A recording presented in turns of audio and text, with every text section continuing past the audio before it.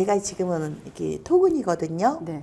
토근이는 제가 할아버님이 엄마가 저를 뱃속에 가셔주셨을 때 딱 아들날하고 아들이 태어날 그 운이더래요. 이렇게 할아버님이 이렇게 학문으로 풀어보셨는데 응애하고 나서 할아버님이 기다렸는데 딸이었던 거예요. 제가 100일이 됐는데도 출생신고를 못했대요.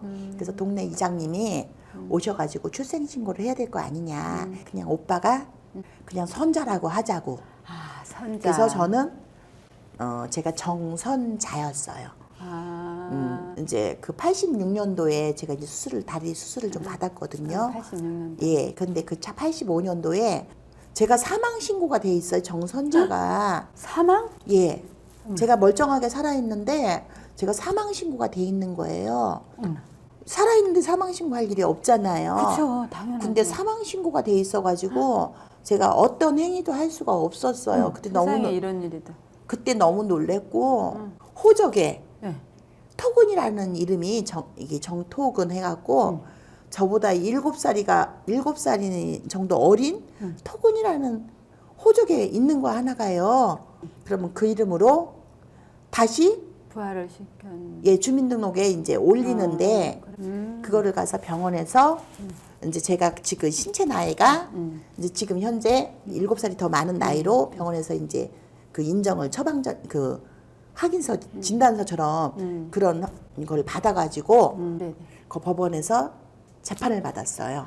나이를 늘리고 해가지고 제가 병원에 가서 이제 접수를 하고 86년도에 수술을 받게 됐는데 그때도 그게 의문이었어요. 왜 사망 신고가 돼 있고 이럴까 하고 그 고향에 돌아가니까 다 그게 막 싫어하는 눈빛들. 다들. 네. 왠지 그냥 왜 왔을까, 예, 왜 왔을까 뭐 이러면서 저한테 계속 뭐 살게 해줬으면 뭐 살게 해줬다 막 이렇게 얘기를 하는 거예요. 불쌍해서 살게 해줬다는 식으로 자꾸 얘기를 하는 거예요. 근데 엄마도 아버지도 불쌍하다고 주는 밥은 먹지도 말라신 분들이 저를 그렇게 불쌍한 상황으로 만들어야 될 이유가 없는데 그 안에 무슨 꼼수가 있었던 거 아니에요? 그거를 후에 알았습니다. 후에 알았고 아주 세월이 좀 많이 안성으로 내려가서도 바로도 아니고 세월이 많이 흐른 연애. 그걸 어떻게 알았냐면 고속도로 공사하시는 분들이 그 물류를 이렇게 적재할 수 있는 이제 그 고속도로 그 자재 그거를 좀 적재할 수 있는 곳으로 빌려달라. 그렇게 하니까는 집안에서 하는 얘기가 제가 살고 있어서 못 빌려주니까 제가 나가 있는다 그러면 얼마든지 빌려주겠다 이렇게 한 거예요. 그래서 제가 실은 그 돈을 받고 나가고 싶었어요. 옆에 동네 그 서씨 아저씨라고 그 이제 저희 인근 사시는 아저씨가 절대로 못 나가게 하는 거예요. 제가 그분한테 그 당시 2천만 원의 그 빚이 있었어요. 빌려주신. 그런데 이제 그걸 갚으려면 그 돈을 받아서 드리는 게 제일 빠른 방법이라 제가 돈이니까. 네, 제가 그래서 아저씨 돈을 지금 제가 바로 갚을 수 있는 방법은 그 방법밖에 없는데요. 그랬더니 아니 내 거 천천히 줘도 되니까 절대로 나가면 안 된다고. 지금 나가면 다시는 못 들어온다. 그 터에. 그분은 아셨네요. 조금 알고 그러니까는 왜 그 말씀을 하셨는지 저도 처음엔 이해가 안 갔어요. 그랬더니 그냥 우리 거 천천히 갚아도 되니까 나가지 말라고 하시더라고요. 그래갖고 고속도로에서 전화를 주신 거예요. 아버님 땅이 되게 많다고. 그 음성간 고속도로를 하는데 땅이 많이 거기 이제 보상금이 나와 있으니까 그 보상금도 받아가고 그 땅도 찾아라. 아버지 앞으로 돼 있는 땅 집원을 번지수를 막 불러주시더라고요. 그래서 그때 이제 알아보러 다니기 시작을 좀 했어요. 이게 어떻게 된 사연인가. 아버지가 제가 8살 때 돌아가셨거든요. 근데 저는 그 아버님 돌아가신 게 제가 평생 한으로 있었어요. 아버님이 저 8살 때 돌아가실 때 엄마가 잠깐 외출하셨는데 돌아가시기 며칠 전에 저는 아버지 옆에서 먹을 갈고 아버님이 그렇게 상강오륜 10회운을 또 이렇게 큰 전지에다 이렇게 써놓으셨거든요. 그때는 그게 상강오륜이고 시패륜인지 몰랐고 그냥 아버님이 쓰시니까 옆에서 먹을 갈았고 그래서 이제 그걸 하나 써놓으셨고 또 하나는 이제 또 먹을 갈아 놓으니까 그 전지를 이렇게 다 잘라갖고 또 이렇게 다 뭐라고 쓰시더라고요. 그게 저는 유서인지 몰랐어요. 그 당시는 그게 유서인지 모르고 옆에서 이제 먹을 갈았는데 그거를 써놓으시고 3일 정도 지나서였던 거예요. 그 안성에서 갖고 내려오신 사주, 그 사주가 이렇게 큰 병에 유리병에 사주를 갖고 내려오신 게 있었거든요. 사주가 뱀 독사주를 갖다가 이렇게 갖고 내려오셔서 저는 보기만 해도 끔찍했는데 그걸 이렇게 갖고 내려오시더니 그걸 드시는 거예요. 어머니 안 계시는데 아버지 술 먹으면 안 된다고 별로 안 좋으셨거든요. 그래서 술 드시면 안 된다고 엄마가 술 맨날 못 드시게 하는 걸 아니까 아버지 술 먹으면 안 돼, 술 먹으면 안 돼 하는데 그거를 거의 다 드셨어요. 그래갖고 각혈을 하셨죠. 엄마가 쫓아오시더니 이게 무슨 일이냐고 난리가 나신 거예요. 그래갖고 저는 그걸 제가 못 말렸었으니까 제가 아버지를 못 말려서 아버지가 돌아가신 거라고 이 평생에 제가 이제 한으로 갖고 있었는데 고향에 갔더니 땅을 찾아보라고 이렇게 막 하신 거 있잖아요. 그래서 이제 제가 이제 그 조상 땅 찾아주기라는 게 있다라고 그러면서도 그분이 네, 뭐 조상 땅 찾아주기가 있으니까 그거에다가 또 이렇게 부탁을 해라. 먼저 번에는 도로만 먼저 찾았어요. 알려주신 것만. 그런데 보니까 아버지 앞으로 있는데 이상하게 막 이렇게 막 쪼개져 있고 막 이렇게. 근데 그때 거기 눈에 띈 게 제 눈에 띈 게 제가 이제 그런 건 잘 몰랐는데 아버님이 돌아가셨는 해가 지났는데 다른 사람 명의로 이렇게 넘어가 있더라고요. 쪼개져 갖고. 아니 아버지가 돌아가셨는데 어떻게 다른 사람 앞으로 넘어갈 수 있지. 이게 넘어갈 수가 있지? 돌아가신 분이 남한테 넘겨줄 수가 없잖아요. 그렇죠. 사망 후에는 안 되죠. 그래서 이게 왜 이렇게 넘어갈 수가 있을까라고 해서 제가 이제 형부하고 얘기를 제 바로 위에 형부하고 얘기를 했더니 조상 땅 찾아주기가 있으니까 그러면 아버지 땅에 어디에 있나 한번 알아보자.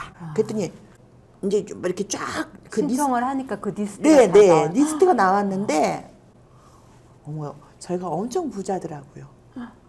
저는 그래서 그때 처음에 아니 이렇게 돈이 많은데 왜 우리 이렇게 고생시킨 거야? 아버지가 저 8살 때 돌아가셨으니까 엄마가 혼자서 키우시면서 별별 일을 다 하셨어요. 이렇게 많은데 아버지가 원망스럽더라고요. 이걸 왜 이렇게 준 거야? 이걸 이렇게 해갖고 팔아갖고 아니면은 이렇게 이제 해주고 다 땅 정리를 해놓고 돌아가셨으면 우리 잘 클 수 있었을 거 아니야? 근데 그 땅이 옮겨진 시기가 73년, 74년만 이랬어요. 제가 67년생이거든요. 74년이면 제가 7살, 8살. 그러니까 제가 7살, 8살 때 땅이 막 옮겨졌었던 거죠. 그러니까 아버지가 본 게 뭐였냐면 이 땅이 막 쪼개쪼개 여러 사람 명의로 막 없어지고 난리가 났던 거예요. 고향 갔다 오신 지가 아버지가 7일에서 열흘 정도 그 사이에 그 드신 거거든요. 다녀오시고 나서. 그러니까는 그 사주를 먹고 지금 보니까 자살을 하신 거예요. 그 너무 끔찍한 사건들에 이제 자살을 하셨던 거고 그 할아버님이 돌아가시고 나서 아버지 앞으로 상속을 안 바꿨어요. 부모 돌아가시니까 좋아서 얼른 재산 받는 것 같다고 그대로 할아버지 명의로 계속 있었는데 저 7, 8살 무렵에 벼랑 안에 여러 사람 명의로 이게 막 흩어져 있었던 거죠. 그리고 나서 제가 이제 지금은 아니까 그리고 난 다음에 또 보니까 제가 이제 궁금해서 조사를 막 계속 했는데 제가 사망 신고가 돼 있었던 그때 무렵이 또 아버지가 돌아가시고 난 다음에 또 다른 사람 명의로 막 넘어간 거 있잖아요. 그런데 제가 왜 그러면 변호사님한테 찾아갔어요. 또 이상해서. 근데 왜 그럼 나는 사망 신고 여러 사람 명의로 땅을 이렇게 넘어간 건 아버지가 돌아가셨는데 땅에 넘어간 것도 이상한데 이게 가능하냐? 가능하지 않대요. 근데 어쨌거나 그러면 그거는 뭔가 있는 거래. 그래서 제가 그래요? 그런데 그건 그거고 제 사망 신고하고는 무슨 상관이 있습니까? 라고 여쭤봤어요. 너무 궁금해서. 재산을 상속은 받을 수 있는데 그 성인이 되기 전까지 그 아주 어린 아이는 부모가 대신 동의해서 재산을 넘길 수 있지만 몇 세 그 7살인지 뭐 이렇게 몇 세가 지나면 이제 성인이 될 때까지 그 재산을 팔 수가 없대요. 아 그래요? 그래도 또 이해가 안 갔어요.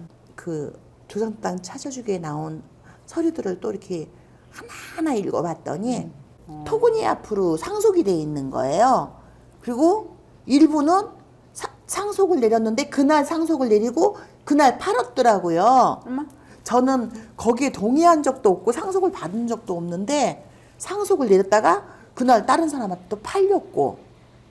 그래서 아 이게 좀 이상한 장난을 쳤구나. 정말 이상하네요.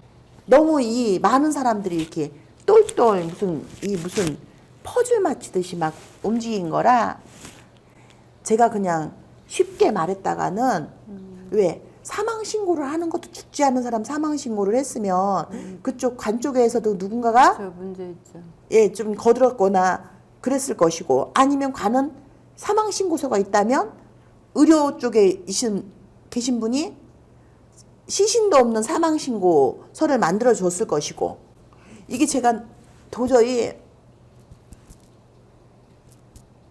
감당 아이고. 참 장애를 입고 살아가면서도 주변에 놀림받고 이러는 걸로도 가슴이 많이 아팠었는데 그러니까. 그 재산이 뭐라고 그러니까. 어머님이 엄마가 네가 번 돈이 아니면 네 돈이 아니다라는 얘기를 왜 하셨는지 이제 그제서야 이렇게 재산 싸움이 많이 있었었던 거구나. 저희는 진짜 아무것도 없는 줄 알았어요. 초등학교 다닐 때 엄마가 그 봉제 인형 꼬매서 왜 수출하는 거 하면 옆에서 그 같이 바느질해서 봉제 인형 꼬맸고 엄마가 막 그 미역 줄기 같은 거 그거 하면 이렇게 막 칼로 이렇게 긁어갖고 이렇게 줄기를 막 찢더라고요. 그러면 저도 같이 그거 긋고 양복 그 실밥 따시면 옆에서 같이 그 뭐 쪽가위 같은 그런 걸로 실밥 같이 따고 왜 그렇게 힘들게 살아야 되나 그런 것들이 가난이 지긋했는데 고향에 가 보니까 그 고향에 가 살고 있다 보니까 막 땅 얘기가 나오고 예, 그 땅 알지 얘기가 못했던 그래서 제가 돈을 좀 일찍 벌기 시작을 했어요. 그 나전칠기 해갖고 제가 그 돈을 이제 그 나전칠기 장롱 만들고 문간 만들고 화장대 만드는 옛날에 그런 쪽 일을 해서 제가 좀 돈을 일찍 벌기 시작을 해서 엄마한테 그 돈을 줄 때 엄마가 이제 더 이상 고생하지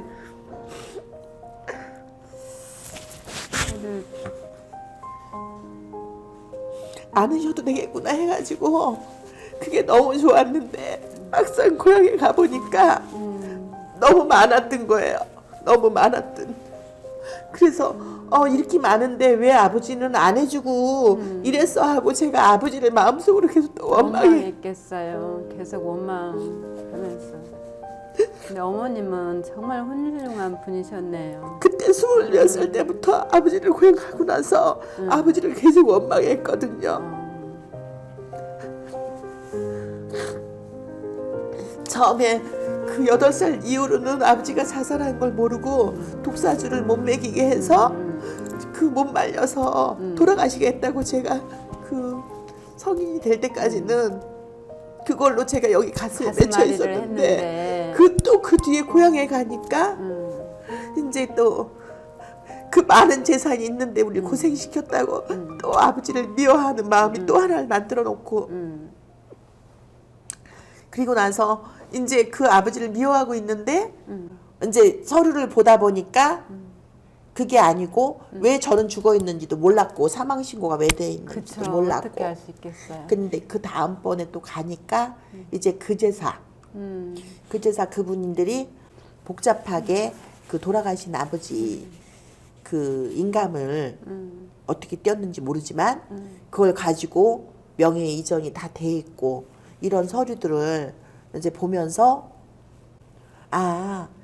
이래서 아버지가 엄마한테 엄마가 저한테 이제 해주신 얘기가 큰일 났어 막 이거 수십 명 잡혀가게 생겼어 우리 집안은 이제 끝났어 막 이렇게 하시는 그러셨다고 하시는 얘기가 그게 이해가 됐네요. 네 퍼즐 맞춰지듯이 그 이제 맞춰지기 시작을 했는데 이제 그것을 바로잡을 방법이 과연 사실은 그 사망 신고한 사람이 누군지 아직까지도 모르는 네, 거예요. 집안 어른들이 쫓아오셨었대요. 아, 잿돌 노잿돌이로 할아버지를 패서 이 머리가 깨지셨대요. 재산을 좀 나눠달라고. 그래서 그 피 묻은 적삼을 할아버지가 증거로 계속 갖고서 부들부들 떠시면서 이제 그거를 갖고 계셨다고. 그러면서 고향집에 바로 옆에 그 논이 큰 웅덩이. 예, 그게 있거든요. 그건 저희 집이 그 방죽이 터지면 수장이 돼 버려요. 그 터트리면 잠겨버린. 이쪽으로. 엄청 컸네요. 네. 만약에 땅을 안 나눠주면은 방죽을 터트려 버린다고 와서 협박들을 막 하시고. 아이고. 그래서 그 서류를 보면서 이제 하나씩 그림이 맞춰지고는 있는데 제가 감당의 엄두가 안 나는 거예요. 그렇지만 저는 이제 이거는 장애를 가지고 살아가는데도 서름이 많았는데 한마디로 저는 저의 인권이 유린됐다고 생각을 해요. 제가 살아있는 어떻게 아무리 재산에 눈이 멀었다고 돈에 눈이 멀어도 이렇게 재물에 눈이 멀어도 살아있는 사람을 사람을 사망 사망 신고. 처리까지 하면서 그래서 언젠가는 정말 그분들이 세상에 비밀은 없다. 없죠. 이게 밝혀져서 시커먼 그 마음이 네. 저는 이렇게 이야기를 들어보면서 또다시 깊은 생각을 하게 되고 가슴도 먹먹해지네요. 그러나 그 매듭을 지금 풀어보려고 노력도 하고 있는 거잖아요. 그러니까 풀다 안 되면 과감하게 잘라버리세요. 잘라버리시고 저는 언제까지라도 정토건님의 그 삶을 기꺼이 응원하겠습니다. 감사합니다.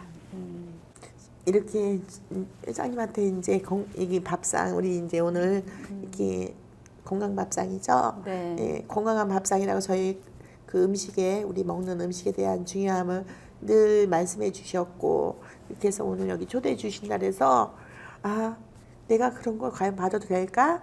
라고 하는데 왔는데 먹고 싶은 걸 꼭 해주시겠다 그래서 제가 호박죽을 말씀을 이렇게 정말 저희가 지금은 형제간에 잘 지내고 있다고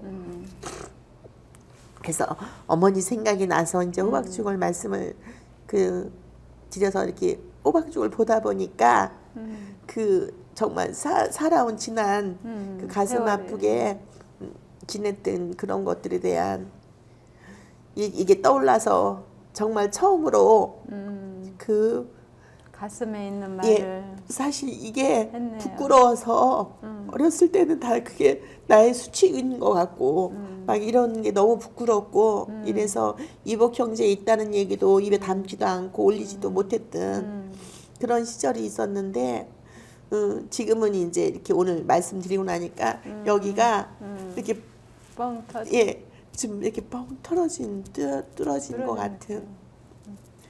어쨌거나 앞으로는 우리 장애인들이 그 어떤 이렇게 귀한 밥상 대접 받듯이 삶도 그 인권이 유린되지 않고 그 자기 행복한 삶을 장애인분들도 그렇게 살았으면 참 좋겠다라는 네, 좀 바람도 좀 가지면서 이게 귀하게 대접해 주셔서 너무 감사합니다. 고맙습니다.